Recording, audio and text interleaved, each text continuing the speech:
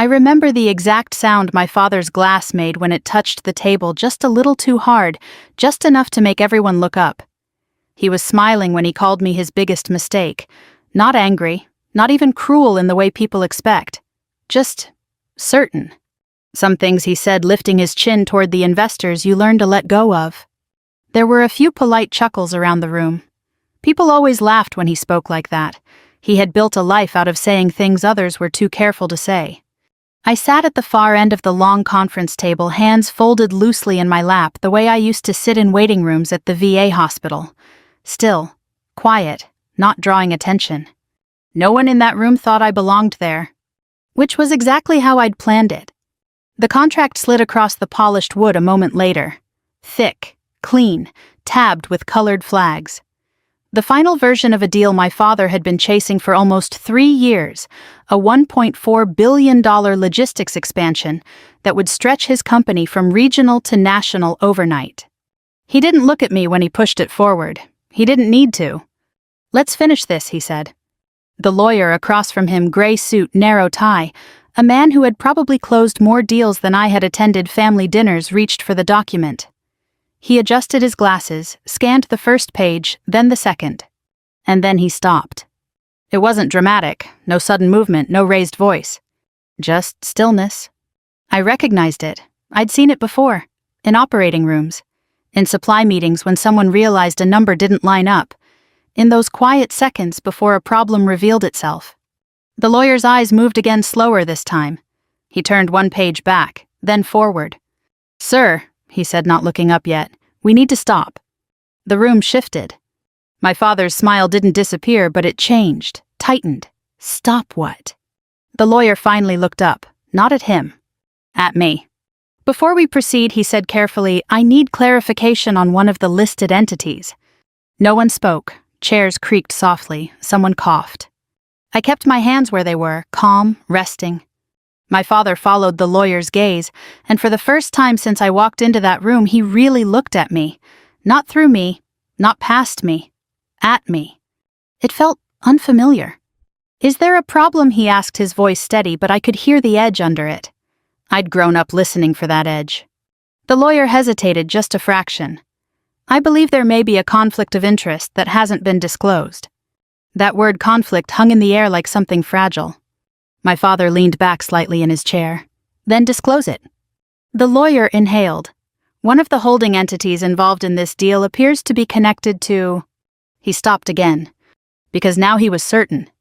And so was I. "Connected to Ms. Carter," he finished. Silence. I didn't move, didn't rush to explain. I'd learned a long time ago that the first person to fill silence usually lost control of the room. My father didn't speak right away either. He just stared at me as if waiting for me to correct it, to laugh, to shake my head and say there had been a mistake. I didn't. "Emily," he said finally. He hadn't said my name like that in years, not in a room full of people. Yes, I answered, my voice even. The lawyer cleared his throat. "Sir, based on the documentation, Ms. Carter appears to be the registered beneficiary of a significant portion of the equity structure tied to this agreement." Someone shifted sharply in their seat. Papers rustled. A pen dropped. My father's expression didn't crack. That was something he'd taught me whether he meant to or not. You never gave a room your reaction before you understood the situation. "How significant?" he asked. The lawyer didn't answer immediately. He flipped one more page, then set the document down very carefully. "Enough," he said, "that we need to pause this meeting and review the implications before moving forward." There it was again. Pause. My father's eyes stayed on mine, searching now, calculating. I held his gaze. For a long moment, neither of us spoke. And then quietly, almost as if he were asking a question he wasn't sure he wanted answered, he said, "When did you do this?" Not why. Not how. When. I let out a slow breath. "That depends," I said, "on when you stopped paying attention." A few people looked down at the table. No one wanted to be caught watching. My father didn't react to the words, but something in his shoulders shifted just slightly, the way it used to when he realized he'd underestimated someone. It had taken him a long time to see me at all. "I think," the lawyer said gently, trying to reclaim some control of the situation, "it would be best if we took a short recess." No one argued. Chairs pushed back, phones appeared in hands, conversations broke into low, careful murmurs. My father didn't stand. Neither did I. We sat there across from each other, the distance between us measured not in feet but in years. I hadn't always been the person sitting quietly at the end of his table. There was a time when I would have spoken first, explained everything, tried to make it make sense to him. But that was before I learned something the hard way. Being understood isn't the same as being heard. And being heard doesn't mean anything if the person listening has already decided who you are. I folded my hands again the same way I used to in those long VA hospital corridors, waiting for procurement approvals that never came on time, listening to veterans talk about things they carried for decades because no one had asked the right questions. That's where I learned to pay attention. Not to what people said, but to what they missed. My father had missed a lot. He'd missed the nights I sat beside my mother's hospital bed learning how systems failed people who depended on them. He'd missed the calls I didn't make, the ones where I could have asked him for help and didn't. He'd missed the way I stopped trying to prove myself to him and started building something he wouldn't see. Not because I wanted to hide, but because I needed it to be mine. The room slowly emptied around us, but neither of us moved. Finally, my father pushed his chair back just enough to stand. He didn't look away as he did. "This isn't over," he said. "No," I replied, "it isn't." He nodded once, not agreement, not approval. Just acknowledgement. Then he turned and walked toward the door, people parting slightly to let him pass. I stayed where I was. For the first time in a long time, I didn't feel like I was sitting at his table. It felt like we were finally sitting at the same one. And it had taken a $1.4 billion deal for him to notice. I didn't follow him out right away.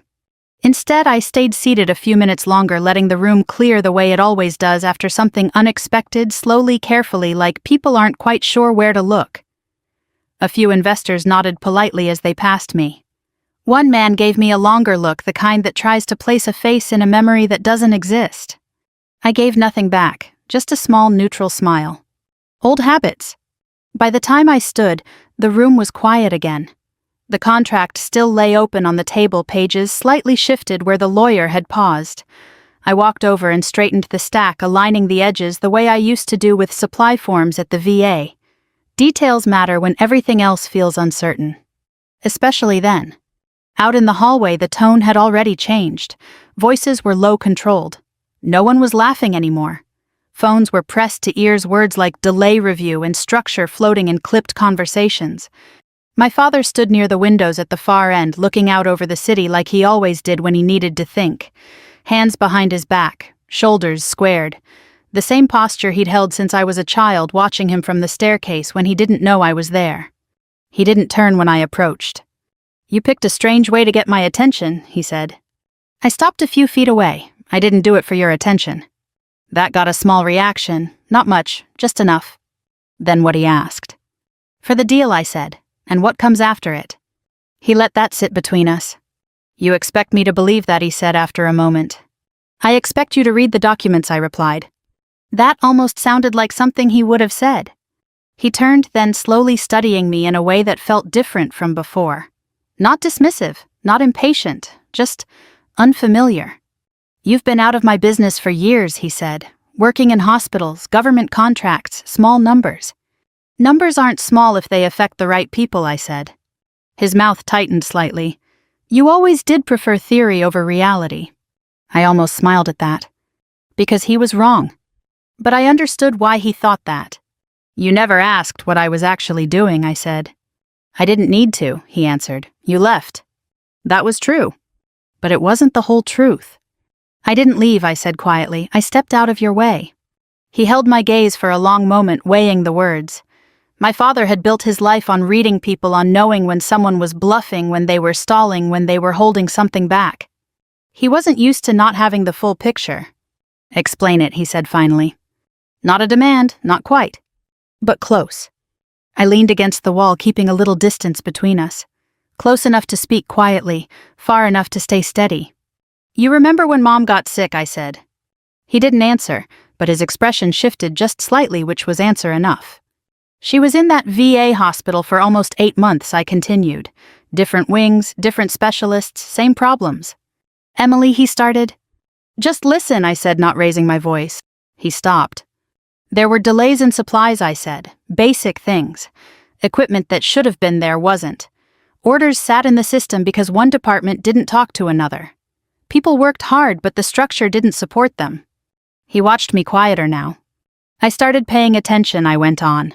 At first because of her, then because I realized it wasn't just one hospital. It was everywhere. And that led you to what he asked. Procurement, I said. Logistics, contracts.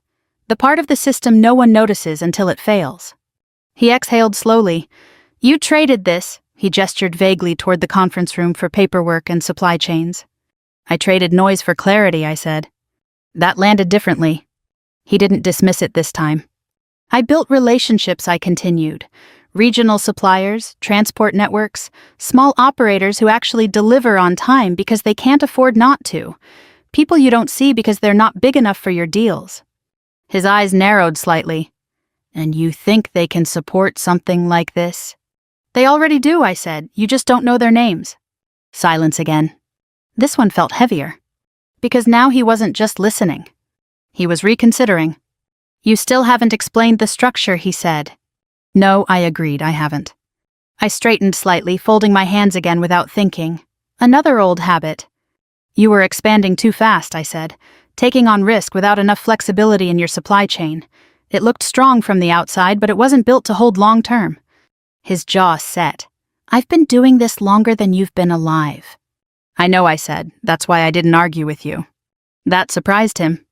I worked around you instead, I added. There it was. The part that mattered. You positioned yourself inside my deal, he said slowly. Yes. Without telling me. Yes. And you expect me to accept that as, what help? I didn't answer right away. Because this was the part that didn't fit neatly into his world. It wasn't about what you'd accept, I said finally. It was about what the deal needed. His eyes searched mine again, sharper now. You made that decision for me. I made it for the outcome, I said. Another silence. This one stretched longer. Because now we were somewhere neither of us had been before. Not arguing. Not avoiding. Just standing in the middle of something that had been building for years. You always thought I didn't see you, he said quietly. I didn't respond. Because that wasn't the question anymore. And now, he continued, I'm supposed to believe you've been watching everything I do. I didn't need to watch everything I said, just the parts that mattered. He let out a breath that almost sounded like a laugh, but wasn't. You really believe that, he said. I do. He nodded once slowly. Not agreement. Not yet. But something closer to recognition. And for the first time I saw it. Not the man who had called me a mistake, but the one who was starting to realize he might have been wrong. He didn't say anything else after that. Not right away. We stood there in the hallway a little longer, the kind of silence that doesn't need to be filled because both people are already thinking too much. Then someone called his name from down the corridor, one of the investors, and the moment shifted. He gave me one last look, not quite finished, then turned and walked toward them. I didn't follow. I stepped outside instead. The air felt different out there, quieter, cooler. The city moved the same way it always had, cars easing through intersections, people walking with purpose, conversations I couldn't hear, but none of it touched what had just happened upstairs. That's something I learned a long time ago. Big moments don't stop the world. They just change yours. I stood there for a minute, then another, letting my shoulders settle. I'd been holding them tight without realizing it. Old habit again. When you spend enough time in hospitals, you learn to wait without moving. That's where it started, really. Not in boardrooms. Not in contracts. In a long hallway at the VA hospital years ago, where the floors always smelled faintly of antiseptic and coffee, and the chairs were just uncomfortable enough to remind you not to stay too long, even when you had no choice. My mother was in room 314. It wasn't the worst room in the building, but it wasn't the best either. Somewhere in the middle, which felt fitting for how things had been going. Not terrible. Not good. Just uncertain.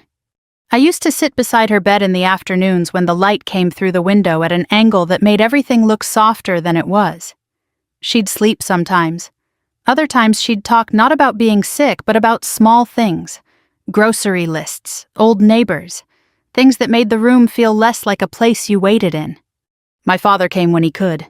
That's how people described it. He came when he could. It sounded reasonable, responsible even. But what it meant was this. He came between meetings. He stayed on his phone. He stood at the foot of the bed more than he sat beside it. He wasn't unkind. He was just elsewhere. One afternoon a nurse came in looking for a delivery that hadn't arrived, a piece of equipment that was supposed to be there that morning.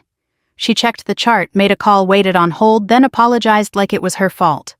"It'll be here soon," she said. But her voice didn't sound sure. I watched that happen more than once. Different items, same pattern. Delays. Confusion. People doing their best inside a system that didn't quite hold together. I started asking questions. Not loudly, not in a way that drew attention, just small things. Who orders this? Where does it come from? Why is it late? Most people didn't have clear answers. But a few did. And those were the ones I paid attention to. There was a man named Walter who worked in procurement. Late 60s, always wore the same brown jacket, even indoors. He had a way of explaining things that made them sound simpler than they were. "It's not that things don't exist," he told me once, leaning back in his chair. "It's that they don't move the way they're supposed to." "Why not?" I asked. He shrugged. Too many layers, too many hands, no one responsible when something slips. That stayed with me. Because I'd grown up in a world where my father always knew who was responsible. He built his business on that idea. Clear lines, clear control. But here in this place, control didn't look the same.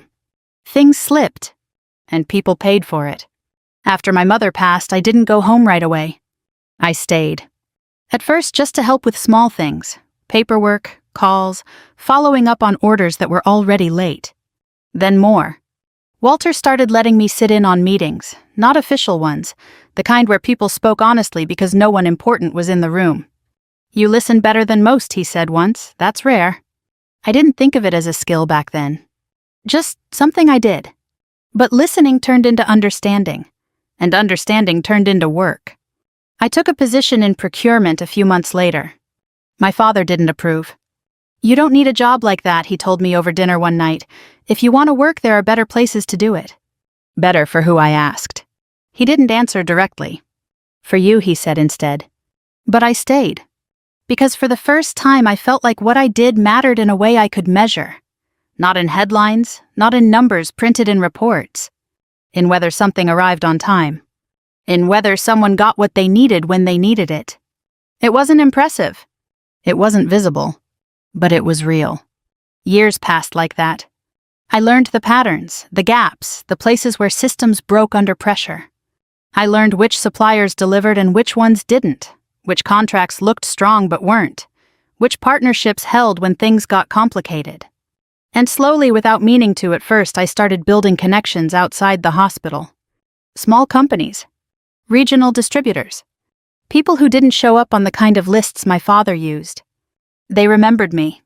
Because I remembered them. That's how it works in quieter parts of the world. You build trust one delivery at a time. One problem solved. One promise kept. I didn't think of it as building something. Not then.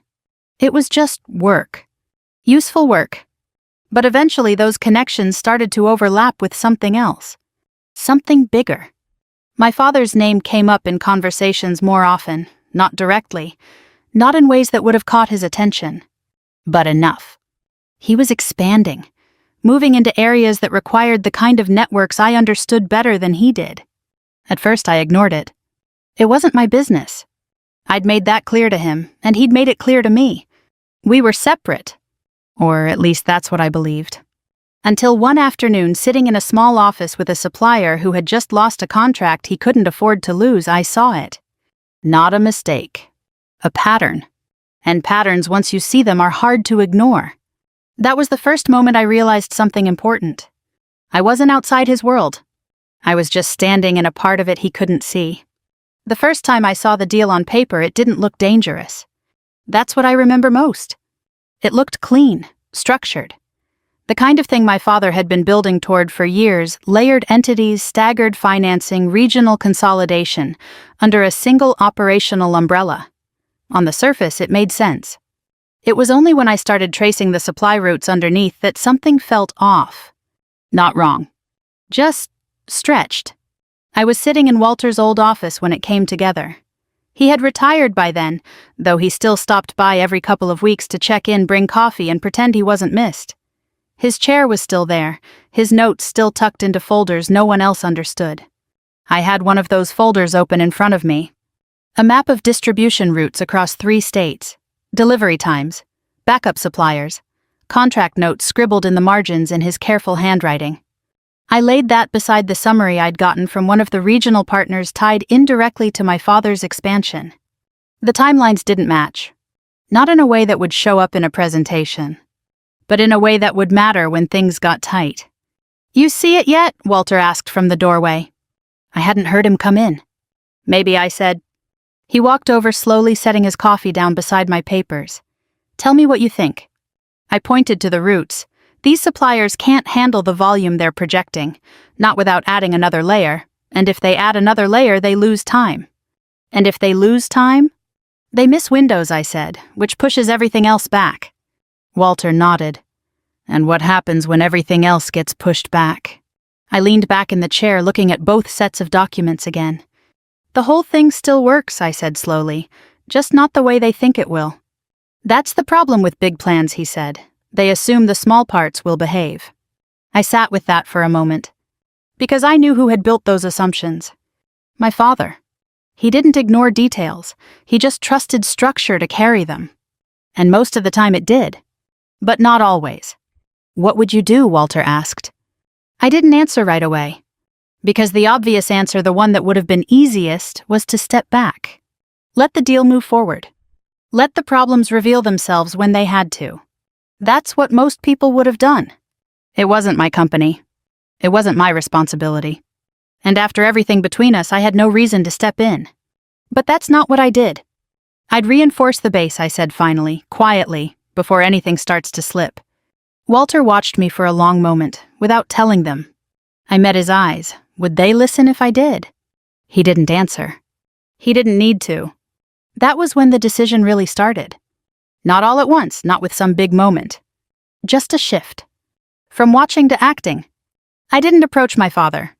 I didn't call, didn't send a message, didn't ask for a meeting. Instead, I started with the parts I understood. The smaller operators, the regional networks, the suppliers who had been overlooked because they didn't fit into large-scale projections. I reached out carefully, not as his daughter, not even under my own name at first. Just as someone who knew what questions to ask. "What would it take to scale?" I asked one distributor in Ohio. "Depends who's asking," he said. "Someone who wants consistency," I replied. That got his attention. Conversations like that built slowly. One connection leading to another, one contract leading to a revised one. Small adjustments that didn't draw notice individually but started to change the shape of things when you stepped back. I wasn't trying to take over the deal. That's what it might have looked like from the outside. But that wasn't the intention. I was building support under it. A framework that could hold when pressure came. The kind of structure that doesn't show up in presentations, but determines whether something lasts. It took months, longer than I expected. There were moments I almost stopped. Moments when it felt like I was crossing a line I couldn't come back from. Because I knew what this would look like if it ever came to light. Not help. Not support. Control. And maybe that's what it was in a way. But I kept going. Because every time I reviewed the numbers again, every time I mapped the routes and timelines, I saw the same thing. It would work. Until it didn't. And when it didn't, it wouldn't fail all at once. It would slip. Gradually. Quietly. Until there was nothing left to catch it. That's what I couldn't ignore. So I made another decision. The one that mattered most. I stopped working around the deal. And stepped into it. Not publicly. Not in any way that would draw attention. I worked through layered entities, legal structures that connected without being obvious, partnerships that looked independent but aligned beneath the surface. It wasn't something I had planned from the beginning. But once I saw the path, I followed it. Carefully. Deliberately. By the time the final version of the deal was being prepared, I was already part of it. Not visible. Not acknowledged. but present. A silent partner. I didn't tell anyone. Not Walter. Not the people I worked with day to day. And certainly not my father. There were moments I thought about it. About walking into his office, laying everything out and saying, "This is what I've been doing." But every version of that conversation ended the same way. He wouldn't believe me. Or worse, he would dismiss it before understanding it. And I couldn't risk that. Not after everything that had gone into building it. So I stayed quiet. Let the structure speak for itself. Let the work hold where words wouldn't. From the outside, nothing changed. My father moved forward with the deal confident as ever. The investors signed on. The projections held. Everything looked exactly as it should. Except it wasn't exactly what it seemed. And the one thing no one in that room understood, not yet, was that the deal they were about to finalize had already changed. They just hadn't seen how. I didn't sleep much the night before the signing. Not because I was worried about being discovered. That part by then had already been decided. If it came out, it came out. I'd structured everything carefully, but there are no guarantees in work like that. Too many variables. Too many people. No, what kept me awake was something quieter. A question I'd been avoiding for months. Why I hadn't told him. Not whether I should have. That answer had always been clear in my mind. But why I had chosen this way instead. I sat at my kitchen table that night with a stack of documents and a cup of coffee that had long since gone cold, reading through the final numbers again. Everything aligned. The reinforcements were in place. The supply chain was stronger than it had any right to be given how quickly the deal had come together. It would hold. That wasn't the issue anymore. The issue was what it meant. Because stepping into the deal the way I had quietly, without disclosure through layered structures, wasn't just strategy. It was a choice. And not a clean one. I had taken control of something that wasn't mine. Or at least not mine in the way my father understood ownership. He believed in direct lines, clear authority. If you built it, you owned it. If you led it, you stood at the front of it. What I had done didn't fit that model. I had stepped in underneath. Not to replace him, but to shape the outcome. And I hadn't asked. I leaned back in my chair, closing my eyes for a moment. The apartment was quiet. Too quiet sometimes. I'd gotten used to it over the years, but nights like that reminded me of how different it was from the house I grew up in. Large, always full of movement voices echoing from one room to another, even when no one was really talking to each other. We had never been a loud family. But we had never been close either. I stood up and walked to the window, looking out at the street below. A couple walked past, moving slowly, their steps in sync in a way that only comes from years of walking side by side. I thought about my mother. She had understood things about my father that I never quite did when I was younger. Not because she excused him, but because she saw him clearly. He doesn't ignore you on purpose, she told me once, years before she got sick. He just doesn't know how to look at something that doesn't move the way he expects. At the time, I didn't understand what she meant. I do now. Because I had done the same thing. Just in a different direction. I had stopped trying to move the way he expected. And instead of explaining it, I had built something he couldn't see. Not because I wanted to hide, but because I believed it was the only way it would survive. That's the part I hadn't wanted to admit. This wasn't just about protecting the deal. It was about protecting it from him. I went back to the table and sat down again, pulling one of the folders closer. The entity structure was laid out, clearly layers of partnerships, holding companies' contractual links that tied everything together without making it obvious. At the center of it was a name that wouldn't mean anything to him. Not at first. Emily Carter. Not his daughter. Not in the way he thought of me. Just a name on paper. That had been intentional. I told myself it was practical, cleaner, less complicated. But there was something else there, too. Distance. If he didn't see me in it, he couldn't dismiss it as easily. If he didn't connect it to me, he might actually evaluate it on its own merits. That had been the reasoning. At least that's what I told myself. But as I sat there looking at the documents again, I realized something else. I hadn't just been avoiding his judgment. I had been avoiding the possibility that he might never change it. That even if he knew, even if he understood everything I had built, he would still look at me and see the same thing he always had. The mistake. That thought settled heavier than I expected.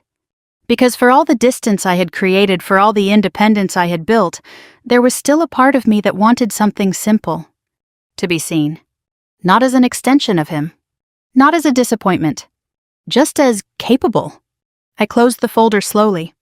That wasn't a business problem. It was something else. And it didn't have a clean solution. The next morning, everything moved the way it was supposed to. The meeting was scheduled. The documents were finalized. The investors arrived on time, each one carrying their own expectations into the room. My father was in his element.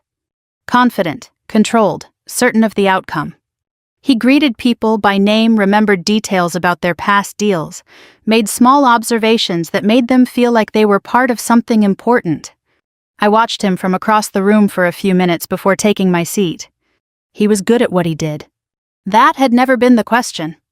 The question was whether what he had built could carry what was coming next, and whether I had done enough to make sure it could. When he finally sat down at the head of the table, the room settled into that familiar rhythm. Introductions, summaries, final confirmations. No one looked at me. No one needed to. I wasn't part of the conversation. At least not visibly. As the documents were distributed, I felt that same quiet stillness I'd learned to recognize in the VA hospital. The moment before something reveals itself. Not dramatic. Not loud. Just inevitable. I didn't move. Didn't speak. Just waited. Because I knew what was in those pages, and I knew what would happen when someone finally saw it. The room didn't recover quickly. It didn't fall apart either. It just slowed. That's the only way I can describe it. After the lawyer said we needed to stop, people didn't panic. They didn't raise their voices or push back. These were experienced people, men and women who had seen deals shift, collapse, reform. They understood that sometimes the most important thing you could do was pause. But the pause carried weight, and it settled in the space between my father and me. He was the first to stand. Not abruptly, not in a way that would suggest he'd lost control. Just a deliberate movement, the kind that says, I'm still leading this room. Let's take 10 minutes, he said, his voice even. We'll reconvene after counsel has reviewed the issue. No one objected. That's another thing about power. It doesn't need to raise its voice. People gathered their papers. Quiet conversations resumed in low tones. Chairs slid back, footsteps softened against the carpet. The meeting dissolved into smaller pieces, each one trying to make sense of what had just happened without asking the wrong questions too loudly. I stayed seated. The lawyer approached me after a moment, holding the contract close to his chest like it had suddenly become something fragile. Ms. Carter, he said carefully, I'd like to go over a few details with you if that's all right. I nodded, of course. We stepped into a smaller conference room down the hall. He closed the door behind us, then placed the document on the table and opened it again, this time more slowly. I want to be very clear, he said, adjusting his glasses. I'm not making any assumptions. I just need to understand the structure. That's fair, I said. He tapped a section of the page. This entity here, Carter Logistics Holdings. You're listed as the beneficiary. Yes. And this entity holds a controlling interest in 2 of the regional supply partners tied into the main agreement. Yes. He looked up at me. These partners weren't originally part of your father's plan. No, I said, they weren't. He exhaled, leaning back slightly. When were these arrangements put in place? Over the past 18 months, I answered. He nodded slowly, processing that. And your father was not involved, I said. Another pause. He wasn't judging me, not yet. He was doing what good lawyers do, mapping the situation before deciding what it meant. This changes the balance of the deal, he said finally. It stabilizes it, I replied. He held my gaze for a moment longer, then gave a small, almost reluctant nod. It might. That was enough. We went back to the main room a few minutes later. My father was standing near the head of the table, speaking quietly with 2 investors. He stopped when we entered. The room settled again. Not completely, but enough. Do we have clarity? He asked the lawyer. Some, the lawyer said. We'll need to adjust the structure before proceeding. There are additional parties involved that weren't previously disclosed. My father's eyes flicked to me, then back to the lawyer. Define additional. The lawyer hesitated just slightly, then said, Your daughter, for one. No one spoke. It wasn't the kind of silence that comes from confusion. It was recognition. The kind that moves slowly through a room as people connect pieces they didn't know belonged together. My father didn't react immediately. He stepped back from the table just a fraction and looked at me again. Not as if he were seeing me for the first time, but as if he were seeing something he had missed. "Explain it," he said. The same words as before. But this time they carried something different. Not dismissal. Not impatience. Something closer to uncertainty. I didn't stand. Didn't move to the front of the room. I stayed where I was speaking from the same seat I had taken at the beginning. The original structure relied on projected capacity from 3 primary suppliers, I said. 2 of them can't sustain that volume long-term without delays. A few people exchanged glances. My father didn't look away. "I've worked with those networks," I continued. "Not at this scale, but in similar conditions. The issue isn't initial delivery, it's consistency over time." "You're saying my projections are wrong?" he said. "I'm saying they're optimistic," I replied. A faint shift of weight, a tightening of his jaw. He didn't like that word. I introduced additional partners I went on before he could respond. Smaller operations, but more reliable under pressure. They don't replace your suppliers, they support them. "And you did this without consulting me," he said. "Yes." The word landed cleanly. No explanation attached. No apology. Another silence. Longer this time. Because now it wasn't about the deal anymore. It was about us. "You went behind my back," he said. "I went around a problem," I answered. "That's not your decision to make. It became mine when the outcome depended on it." His expression hardened slightly. "Everything depends on outcomes," he said. "That doesn't give you the right to take control of something that isn't yours." There it was. Ownership. Authority. The lines he had always believed in. I understood them. I just didn't share them anymore. "I didn't take control," I said. "I added support." "You added yourself," he corrected. "Yes." The room felt smaller. More focused. Because now no one was pretending this was just about contracts. This was something else. Something older. "You should have come to me," he said. "I did," I replied quietly. That stopped him. Not completely. But enough. "You dismissed it," I added, more than once. A few heads lowered around the table. No one wanted to be part of that memory. My father didn't deny it. He didn't confirm it either. He just stood there looking at me as if weighing something he hadn't expected to consider. Finally, he exhaled. Slow. Measured. "What do you want?" he asked. It wasn't a challenge. It wasn't even defensive. It was direct. And for a moment, I didn't answer.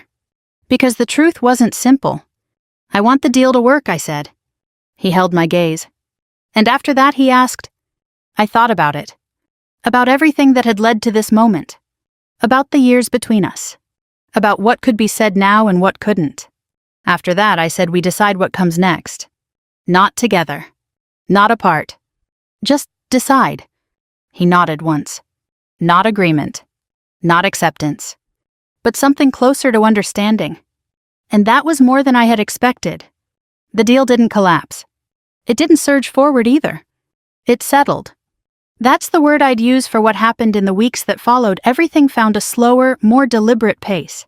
The kind you only get when people realize they've been moving too fast. The structure was adjusted, not dramatically, not in a way that would make headlines. Just enough.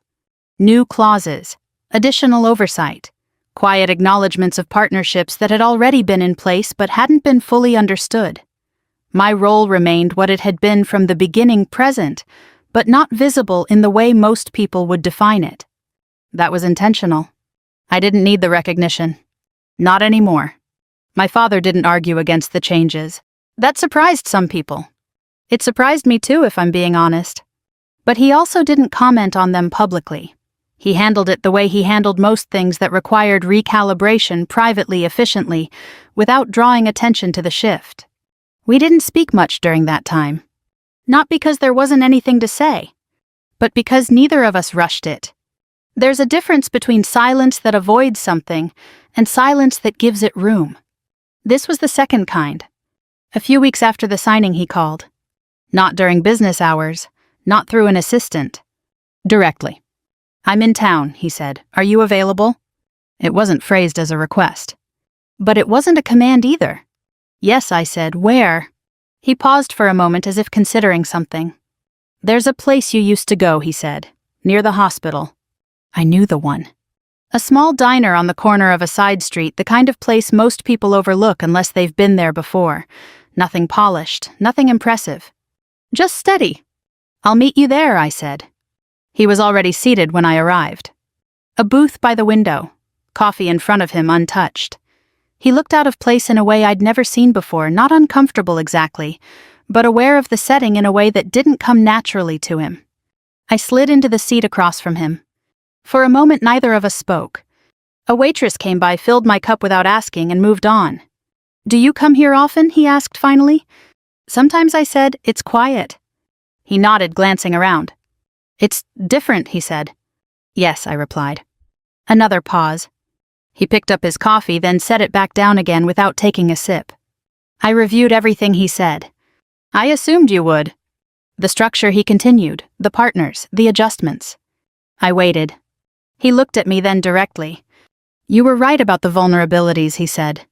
It wasn't easy for him to say that. I could hear it. But he said it anyway. That's good, I answered. Not dismissive. Not triumphant. Just steady. He studied me for a moment as if expecting something more. A reaction. A shift. But there wasn't one. You're not going to say anything else, he asked. About what?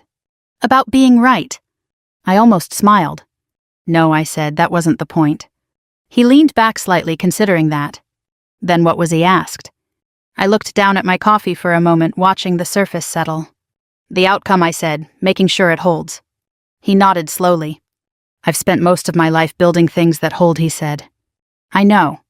And I missed something this time. Yes. Another quiet moment. Not tense. Just honest.